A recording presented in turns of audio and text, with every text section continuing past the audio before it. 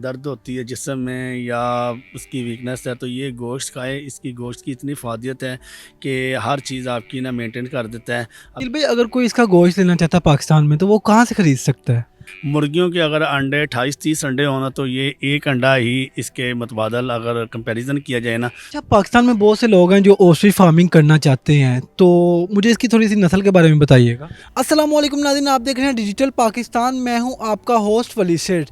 नाज़रीन, एक वक्त था दुनिया के सबसे बड़े परिंदे शुतुरमुर्ग सिर्फ चिड़ियाघरों में नज़र आते थे, लेकिन अब पाकिस्तान में बहुत से लोगों ने इसकी फार्मिंग शुरू कर दी है। आज हम आपको बताएंगे कि इसका शुतुरमुर्ग का जो गोश्त है कितना फ़ायदा मंद है और इसकी खसूसियात कितनी है और इसका जायका कैसा है, और ये गोश्त पाकिस्तान में कहाँ कहाँ से मिल सकता है। और ये भी बताएंगे कि आपके इन तमाम सवालों के जवाब के पाकिस्तान में ऑस्ट्रिच फार्मिंग कैसे की जा सकती है। तो आइए चलते हैं।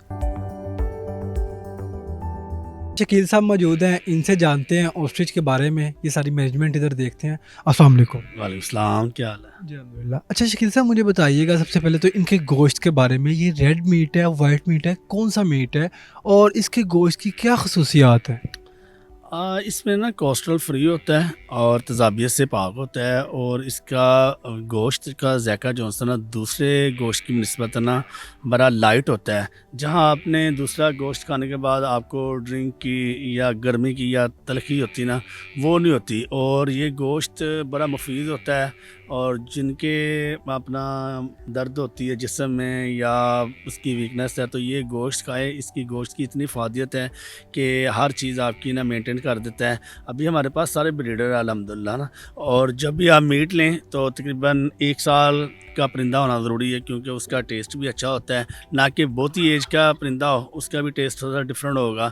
और जब ये पीक जवानी पे हो ना तो उसका मीट लें, और मीट लेने से ना आपका ये है कि आपकी हर चीज़ें जो मसले मसाइल है ना वो दूर हो जाते हैं। अच्छा शकील भाई, अगर कोई इसका गोश्त लेना चाहता है पाकिस्तान में, तो वो कहाँ से खरीद सकता है? देखिए, पहले तो पाकिस्तान में ना काफ़ी ऑस्ट्रिच होते थे, फार्मिंग होती थी तो लोग करते थे, तो इसका मीट और मीट वाले परिंदे आसानी से मिल जाते थे। अभी थोड़े से ना परिंदे भी मिलने में थोड़ी सी दुश्वारी पैदा हो गई और मीट के प्राइस भी पहले की निस्बत ना डबल में हो गए। तो अगर मीट कोई लेना चाह रहा हो तो इसकी इतनी ब्रांचें तो कोई नहीं है ना, कोई बड़े बड़े स्टार पे कोई इतनी चीज़ें नहीं मिलती बड़े बड़े होटलों में भी। ये टाउनशिप में एक पॉइंट है, वहाँ इसका मीट आपको मिल सकता है। अच्छा, इसके अंडे का वज़न कितना होता है और इसके अंडे के क्या फ़ायदे हैं? अंडा भी सुना है इसका बहुत जो है वज़नी होता है। इसका अंडा तकरीबन 1.5 से 2 किलो का अंडा होता है। और जो नॉन फर्टाइल अंडे हो उसको खाने में यूज़ करना चाहिए। मुर्गियों के अगर अंडे 28-30 अंडे होना तो ये एक अंडा ही इसके मुतबादल अगर कंपैरिजन किया जाए ना तो ऑस्ट्री का अंडा फिर भी उससे वज़न में ज़्यादा हो जाएगा। इसके अंदर भी एक ही जर्दी होती है और ये है कि जर्दी का साइज़ भी बड़ा हो जाता है और प्लस जो लिक्विड होता है वाइट कलर का वो उसकी क्वांटिटी ज़्यादा हो जाती है और अंडे का साइज़ बड़ा होता है। अंडे से ये लगता है कि ये देखिए बजरी खा के अपने अंदर मेल्ट कर लेता है, ठीक है। अच्छा, ये खुराक में बजरी भी खाता है? बजरी भी खाते हैं और मेल्ट कर लेते हैं। अभी थोड़ी सी फिजिकल भी मैं आपको दिखा देता हूँ। और ये बजरी खा के जब मेल्ट कर लेते हैं तो ज़ाहिर बात है कि वो अंडे के शेल जो छोटे छोटे ज़र्रे होते हैं ना वो बने होते हैं, तो अंडा फिर आपको पता कितना ताकतवर होगा अंडा। तो अच्छा, इसका जो एक अंडा है वो कितने का बिकता है? पहले मिल जाता था 1000-2000 के राउंड बाउंड। ऑस्ट्रिच फार्मिंग ज़्यादा होती थी तो अंडे लोगों के आए होते थे, इनक्यूबेटर नहीं लगाए होते थे, हैच नहीं करवाते थे, फार्मिंग शौक से लोगों ने की होती थी। वक्त गुजरने के साथ साथ इसके ऊपर एक्सपेंस आने से और कुछ लोगों ने ना मूव कर दिए। मूव करने की वजह से ना उसका ये हुआ कि फार्मिंग कम हो गई है।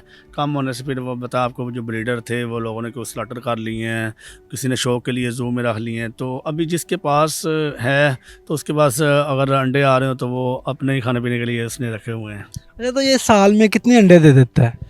जो तो मच्योर होगा वो अंडे की क्वांटिटी ज़्यादा होगी, तकरीबन 25-30 अंडे शुरू राउंड बाउंड में जब ये अंडे देना शुरू कर देते हैं तब आ जाते हैं। जैसे तकरीबन इसकी एज बढ़ जाती है तो ये 100 का राउंड बाउंड अंडे आने शुरू हो जाते हैं इनके। अच्छा अच्छा, यानी कि 100 से जो है साल में ये अंडे दे देता है। तो दूसरा मैं ये पूछूंगा कि इनकी खुराक की क्या रूटीन होती है? खुराक में आप इनको क्या देते हैं? खुराक में डेली की बुनियाद पे हम इनको फीड यूज़ करवाते हैं, साथ ग्रीन चारा है। और जब ब्रीडर बड़े हो जाते हैं तो फीड की मकदार कम हो जाती है, यानी कि अभी आपके पास जितने बर्ड्स हैं इनको आप एक टाइम 1 kg फीड यूज़ करवाएं और उसके साथ 5 kg आपको हरा यूज़ करवाना पड़ेगा। अगर आपके पास ड्राई अवेलेबल है, मिल जाता है मार्केट में, ग्रीन अवेलेबल नहीं है तो वो 1 kg पर पीस के हिसाब से आप यूज़ करवा सकते हैं। अच्छा ये शुतुरमुर्ग ये तो बहुत ख़तरनाक है, अपने अंडे उठाने नहीं देता, तो आप इनके अंडों को कैसे उठाते हैं, कौन सी एहतियाती तदाबीर इस्तेमाल करते हैं और बाद में इन अंडों को कैसे महफूज करते हैं? देखिए हम तो अभी इस फील्ड के अंदर ही रहते हैं ना, तो जो इसका प्रेशर, जो इसका हवा बना होता है ना, वो चीज़ें ख़त्म हो गई हैं। तो हम तो टेम हो जाते हैं ये बर्ड आपके साथ डेली रूटीन में। अब जाते हैं ना, अब ये देखिए ना मेरे साथ सारे टेम हैं, लगे हुए हैं, एंजॉय कर रहे हैं। लेकिन जो नया पर्सन बंदा होगा ना, वो इसके पास आएगा, डरेगा, खौफज़दा होगा। लेकिन इन्होंने एक घर डिसाइड किया होता है। घर डिसाइड करने से उसका ये होता है कि जहाँ जहाँ इनके अंडे वो उसी घर में देने होते हैं। जहाँ भी ये घूम फिर रहे होते हैं ना पूरे फार्म में, तो वहाँ इसने अंडे देने होते हैं। वहाँ से फिर हम आराम से अंडे कलेक्ट कर लेते हैं। लेकिन डर खौफ तो होता है, क्योंकि जो मेल होता है ना वो अंडे कलेक्ट करने नहीं देता, वो अटैक भी करता है। वो एक मेल इसके ऊपर भी बैठ जाता है। मॉर्निंग में फ़ीमेल बैठी होती है अंडों के ऊपर कब्ज़ा करके कि भाई आज हमने आपको अंडे नहीं उठाने देते हैं। लेकिन जैसे हम फीड डालनी शुरू कर देते हैं ना, वो फ़ीमेल आ जाएगी फीड खाने के लिए और मेल चले जाएगा अंडों के ऊपर बैठने के लिए। जब वो फ़ीमेल फीड खाने के बाद वापस अपने घर में जाएगी ना, तब मेल आएगा। लेकिन अंडों का पॉइंट वो खाली नहीं छोड़ते। लेकिन इसके बावजूद हम इसको लाड प्यार से थोड़ा टेम शेम हाशा फेर बुड़ के इसको उठा के नीचे से अंडे कलेक्ट कर लेते हैं। जब अंडे कलेक्ट कर लेते हैं ना, तो फिर इसके अंदर जो फर्टाइल होते हैं, कुछ उसके अंदर एम्ब्रियो होते हैं। अगर वो हम मूवमेंट करें या इसको बाहर रखें, इसका टेम्परेचर आउट हो जाएगा और आउट होने से फिर इसके एम्ब्रियो मर जाएंगे। तो वो उसकी वजह से ना फिर वो इंक्यूबेटर में हैच करने मुश्किल हो जाते हैं। लेकिन हम इसको लेके चले जाते हैं अपने इंक्यूबेटर रूम के अंदर। एक हमने स्टोर बनाया हुआ है, जहाँ तकरीबन 3 से 5 डेज़ में वहाँ अंडे जितने भी आ जाते हैं वहाँ कलेक्ट करके रख देते हैं। और तकरीबन 1 डे से लेके 5, 6, 7 डे तक जितने अंडे डेली की बुनियाद पर आ जाते हैं, फाकदा में लेके 10 अंडे आते हैं, तो 5 डेज़ में 50 अंडे हो जाएंगे। तो इसी तरह हम वो बैच की शक्ल में बना कर फिर इंक्यूबेटर में लेके चले जाएंगे। जब इंक्यूबेटर में रखने से पहले इंक्यूबेटर का और अंडों का टेम्परेचर इक्वल कर लेंगे, इंक्यूबेटर से बाहर रखेंगे। उसके बाद फिर हम शाम के बाद मूव कर देंगे इंक्यूबेटर के अंदर। आप देख रहे हैं कि किस तरह वो मैं जब इंटरव्यू इनसे क्वेश्चन कर रहा हूँ तो मेरे ऊपर भी हमला कर रहे हैं, मुझे शर्ट को टच करने की कोशिश कर रहे हैं। अच्छा शकील भाई मुझे बताइएगा कि आप इसकी ब्रीडिंग वगैरह भी करवाते हैं, उसके बारे में बताइएगा थोड़ा। जी हाँ, अल्हम्दुलिल्लाह अभी जितने भी हमारे पास ब्रीडर ना, ये देखें, ये ब्राउन कलर की फ़ीमेल है। सभी की एज तकरीबन 15 साल से ऊपर इनकी एज है। और इसमें ब्लैक कलर के मेल है। अभी ब्रीडिंग इनका सीज़न शुरू है। और देखिए ये रेड कलर के इनके चूंज वगैरह भी हो गई हैं, टांगें भी रेड कलर की हो गई हैं। और सारे के सारे ना इनकी हाइट भी तकरीबन 8-9 फुट है। जो मेल होते हैं ना अग्रेसिव होते हैं। अगर शाम के वक्त आप देखेंगे ना, तो सारे मेल फीमेल बैठ जाएंगे ना अलहदा अपने जुर्मड़ की शक्ल में बना के। तो शाम के वक्त अगर कोई भी नया पर्सन या मैं भी फाकदा में इनके पास आता हूँ ना, तो इनमें एक बादशाह होता है जो सबकी लीड फोर्स का रखवाला होता है। तो वो जल्दी जल्दी भाग के आएगा कि ताकि मैं इसको पुश करूं, इसको आगे अपने ग्रुप बंदी की तरफ ना जाने दूं। तो वो फिर अटैक करने की कोशिश करता है। तो बाकी इनके अंडे कलेक्ट करके इनक्यूबेटर में हैच करवाते हैं। वहाँ इनका टेम्परेचर ह्यूमिडिटी के ज़्यादा इश्यूज़ होते हैं, क्योंकि हम पाकिस्तान में मौसम जिसका वेदर है वो थोड़ा सा चेंज हो जाता है, अप हो जाता है, जिसकी वजह से ह्यूमिडिटी के ज़्यादा मसले मसाइल होते हैं, टेम्परेचर मेनटेन हो जाता है। तो उसके लिए हमने कुछ चीज़ें अंदर पार्सल की हुई हैं, जाने के AC वगैरह लगाया हुआ है। और बाकी ऑटो रोटेट सिस्टम सारा अल्हम्दुलिल्लाह चल रहा होता है। तो 40-45 डेज़ के अंदर अंदर ये प्रोसीजर ना सारा निकल आता है अंडों में से बच्चों का। अच्छा पाकिस्तान में बहुत से लोग हैं जो ऑस्ट्रिच फार्मिंग करना चाहते हैं, तो मुझे इसकी थोड़ी सी नस्ल के बारे में बताइएगा। इसकी मदरलैंड साउथ अफ्रीका की ब्रीड है ये सारी की सारी। और जो भी भाई करना चाह रहा वो हमसे टिप्स ले, हमारा विज़िट करे, इन्फॉर्मेशन ले। हमारा फार्म पाकिस्तान ऑस्ट्रिच फार्म के नाम से हमारे फार्म की पहचान है। शेखपुरा मोटरवे इंटरचेंज के पास है। अगर वो दूर से नहीं भी आ सकता, हमारा चैनल है Pakistan ostrich farm YouTube channel है। इस चैनल को सब्सक्राइब करें, सर्च करें, वहाँ से आपको काफ़ी इस प्लेटफार्म की ना इन्फॉर्मेशन मिलती जाएगी। तो वो फार्मिंग कीजिएगा, वहाँ हम उसको गाइड करते जाएंगे। व्हाट्सएप पे हमारा नंबर बना हुआ है, उसको सारा A to Z गाइड करेंगे।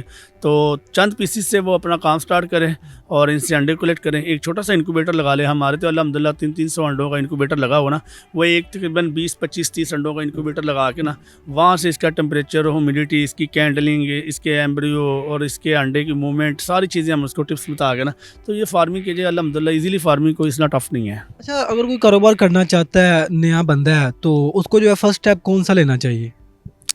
ऑस्ट्रिच का करना चाह रहा हो जी ऑस्ट्रिच का। पहला स्टेप उसको ये करना चाहिए कि उसका लगन शौक होना चाहिए और दूसरा स्टेप ये है कि वो जब हमसे ले तो वो एकदम ये ना कहे कि मैं अंडों के ऊपर जाऊं, ब्रीडर लूं और हैच करवाऊं, ये पॉसिबल नहीं है, क्योंकि वो लॉस में जाएगा। वो पहले इसके बच्चे लें, उसके ऊपर कंपैरिजन करें कि यार इसके बच्चों की मूवमेंट क्या है, इसका टेम्परेचर कितना होता है, इसको ग्रोथ करने में किन किन मुश्किलात का, दुश्वारी का सामना करना पड़ता है। वो चीज़ें अपने हाथ से फिजिकल जब वर्किंग करेगा ना, तो कुछ चीज़ें उसके सामने आएगी, वो चीज़ें सॉल्व कर लेगा। तो फिर नेक्स्ट टाइम जब आज उसने 5 बच्चे लिए हैं तो उसको पता है कि यार मैं 5 बच्चों की ग्रोथ बेहतर होगी, 1 महीने के बाद इसकी इतनी हाइट होगी, इसका खाने पीने का प्लान, इसका day time, evening time, night time, इसका रहने सहने का स्टाइल ये है। तो उस हिसाब से फिर अगला फ्लॉक डालें। 2-3 फ्लॉक डालने के बाद उसको उन्हों को पता चल जाएगा, उसके जो बच्चे ले होंगे वो ग्रोथ में बेहतर हो जाएंगे। उसके बाद 2-4 ब्रीडर पेयर लें, उसको लहदा रखिए, उसको लहदा रखिए। इक्वल खुराक होती है, इनका ग्रीनिश ज़्यादा होता है, फीड कम होती है, बच्चों की फीड ज़्यादा होती है, ग्रीनिश कम होती है। इस तरह से वो अपना स्लो लेके चले तो बेहतर है। हाँ जी, शकील साहब मेरे साथ मौजूद थे, सारा ऑस्ट्रिच के बारे में बता रहे थे कि किस तरह इनका गोश्त कितना फ़ायदेमंद है, और वो गोश्त लेना चाहता है वो कहाँ से ले सकता है, और ऑस्ट्रिच के क्या फ़ायदे हैं, और बिज़नेस कैसे शुरू किया जा सकता है। अपने मेज़बान वली सेठ को दीजिए इजाज़त, देखते रहिए डिजिटल पाकिस्तान।